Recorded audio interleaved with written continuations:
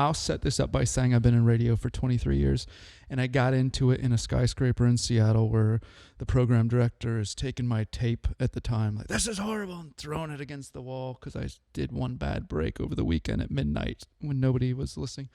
So I got into it, entertainment, ratings, this is your job.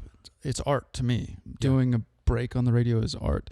And then all of a sudden, the past 5 years, I've had this shift, and I think it's God kind of dangling a carrot. Like, I knew you'd be into this, but now I'm going to get you over here, and you never would have intended ministry-wise to be over here. So now I'm having to do a dance you guys do a lot, which is I make art, but I also minister. At the same time, I give part of myself to the kingdom. Which is tougher for you? The thought of, I got to make great art, or I got to be available to further the kingdom. And that's a good question. Yeah. Cemetery. Yeah, cemetery. I mean, I think that it hopefully goes hand in hand. So if you go back years and years ago, the church was the leader in creativity. It was the leader in art. If you wanted something brilliantly painted, it usually came through a commission of the church. And I think similarly with music. And now that's no longer really the case. But in our opinion, I think that if our artistry is good, it points to Jesus. And so ultimately, our goal should be, if we're in touch with the creator of the world, our artistry should be the best. The challenge there is we've lived probably for 100 years or so with that not being the case.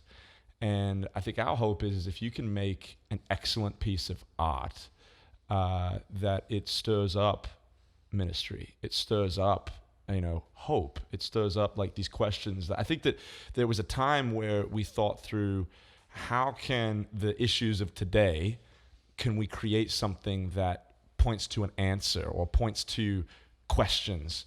A lot of times nowadays, we're in music in particular, we're thinking through, well, what will get played?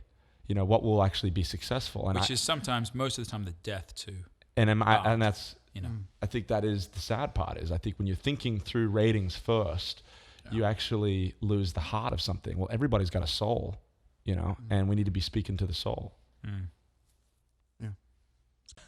To me, it's which comes first. So you've got.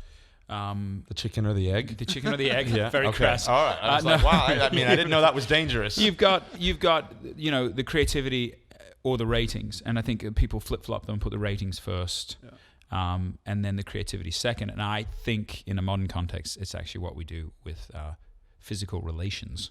Is the most important thing is the relationship itself, and the heart, and the connection to the heart, and friendship, and these intangibles. But we put physicality first because it's more sort of sexy, so to speak. And so I think if you start in a genuine place of heart and art and creativity, then God willing, if you really stay in there long enough and hard enough, I mean, we've been in it for 13 years. If you stay in it long enough and hard enough, then the ratings.